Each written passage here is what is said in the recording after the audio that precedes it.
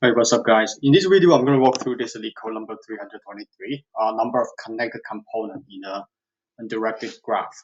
So we have a graph of n nodes, and we are given an integer, and also so this is the vertex and also the number of edges. So the edges were represented by two numbers, a and b, and indicating that there's an edge between AI and BI in the graph. So these two guys, these two vertex are connected to each other. So we need to return the number of connected component in a graph. Okay.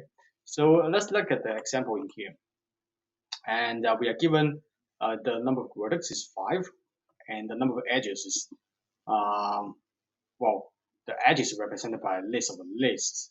So we have the first connection, so 0 and 1. And the second connection, second edge is from 1 to 2, and another one is 3 to 4. And this edge, so these three guys are connected with each other, and these two guys are connected with each other, and there's no connection in between. So the total number of connected component is 2. And in this guys, for this example, you can see 0 to 1, 1 to 2, 2 to 3, 3 to 4. So everything is connected to each other in a single component. That's why it's written to be 1. And also there are in total 5 vertex. So that's that. And there is some constraints in here. And there aren't a particular lot of like in here. There's only like a little bit more than 1,000. However, this question was asked by Amazon like crazy recently. So let's walk through it. We'll use the DFS approach to solve this problem. Let's dive in. So for one edge case, if there is no edges, and we just simply return the number of vertex. Which that means every vertex they are not connected, so they are really individual. They are not connected. So that's why we just return n. And then we need a neighborhood dictionary, and we need a default dic, and the default component will be the list. So this is how we can have a dictionary that is recording all the neighborhoods. So for example, we loop through all the possible edges and have a component A and B. So, and then we look at the A as a key, and then append B to the list, which is belong to A, and then we do the same thing for B. So basically, this is a dictionary where the key will be all the possible nodes, and then the value will be a list that is containing all the possible neighborhoods. So that's the neighborhood dictionary, and we have a scene set that keep track of all the nodes that we have visited, so we don't duplicate our work. And we have an answer that we will return at the end of the all the execution of the code. So you can see the code is not super long, but let me walk through together with you. So for all the possible edges for A and B, if A has not been previously seen, so we can visit right now, and then we do a DFS on it. And at the same time, we increase the answer by 1, and then we find all the interconnected components. It doesn't matter we do DFS on A or on B, because A and B are connected, and they have been captured in this neighborhood dictionary already. So it doesn't really matter for DFS A or DFS B, or we do both. It doesn't matter, because the scenes that we capture them, it prevents the duplicate work.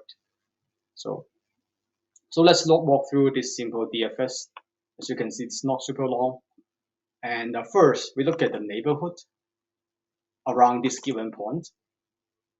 And to start, we have given the point A. So we look at all the neighborhoods by looking up for the dictionary, which will return a list. So it's all the possible neighborhood around the given point.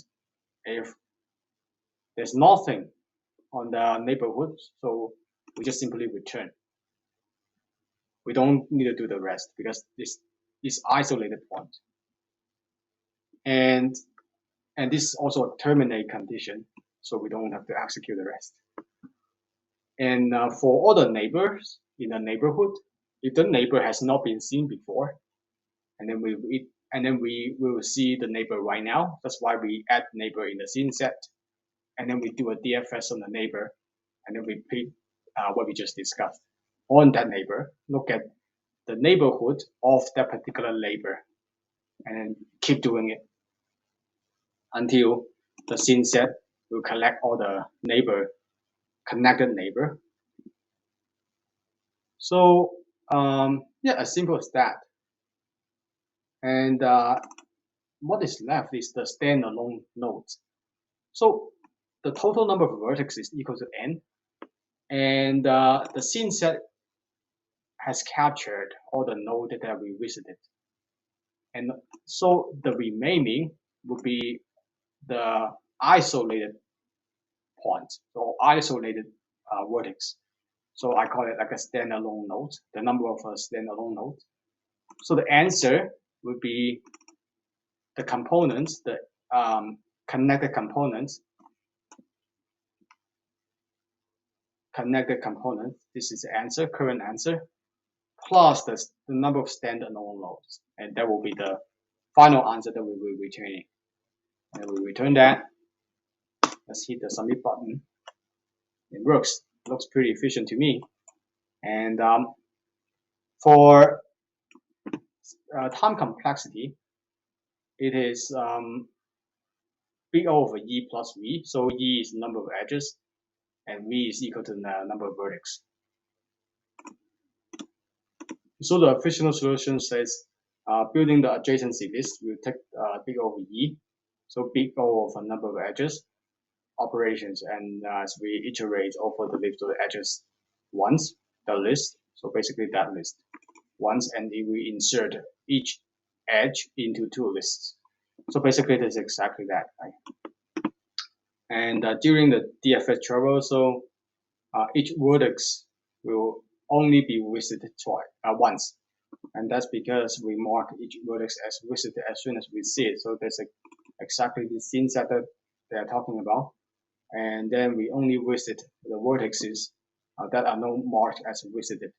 In addition, when we iterate over the edge list of each vertex, we look at each edge exactly once, and that has a cost of total big of E plus V. So it's talking about this, and also talking about this, and those are time complexity.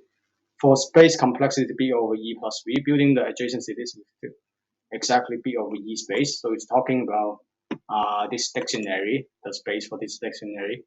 To keep track of a visited vertex, any an array of size that B over V is required. So it's talking about, this guy's talking about the scene set, and also the runtime stack for DFS will take. So it's talking about the recursion stack, big O V space that's in the worst case scenario. So it's so much for this solution. I hope you like it.